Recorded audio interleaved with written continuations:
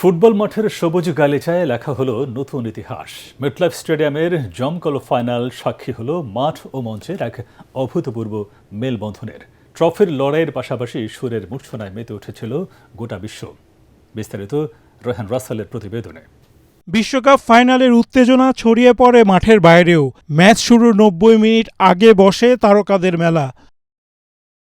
সোনালি ট্র্যাকশুটে ড্রামার এবং নৃত্যশিল্পীদের পারফরমেন্সে পর্দা উঠে সমাপনী অনুষ্ঠানের। শুরুতেই মাঠ মাথান স্টিমার আইশোফিল্ড স্পিড। এরপর মঞ্চে আসেন মার্কিং মেগা স্টার পোস্ট ম্যালোন ও সোয়েলি। একই মঞ্চে একে একে সুরের জাদু ছড়ান রবি উইলিয়ামস, লরা পাউসিনি এবং নিকোল শেরজিঞ্জার। অস্কারজয়ী জেনিফার হাডসনের কণ্ঠে যুক্তরাষ্ট্রের জাতীয় সঙ্গীত পুরো আবহকে করে তোলে আবেগঘন। বিনোদনের এই জোয়ারে বাড়তি চমক যোগ করেন Hollywood superstar Tom cruise.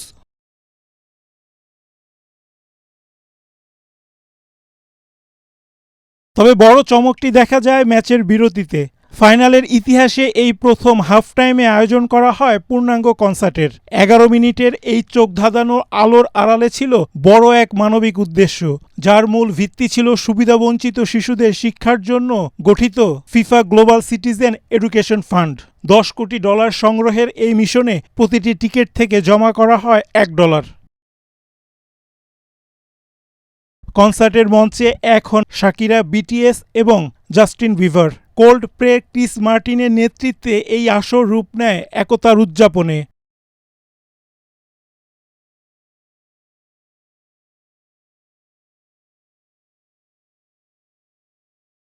Match শুরুর আগে জমকালো আয়োজন এবং হাফ টাইমের মানবিক উদ্যোগ দুই মিলেই ফুটবল ইতিহাসে লেখা হয় নতুন এক সোনালী অধ্যায়।